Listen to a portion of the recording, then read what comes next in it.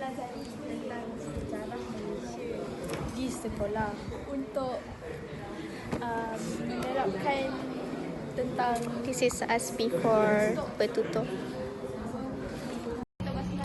this is us after bertutur. Saya dapat tanaman integrasi, kesusastraan, kesenian. Kita semula. Wow.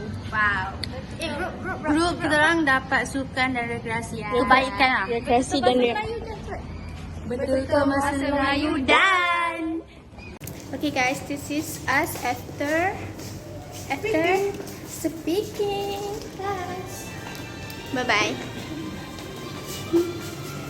Okay, this is Cikgu after speaking BI. Alhamdulillah. Bye bye. 1, 2, 3. Speaking class.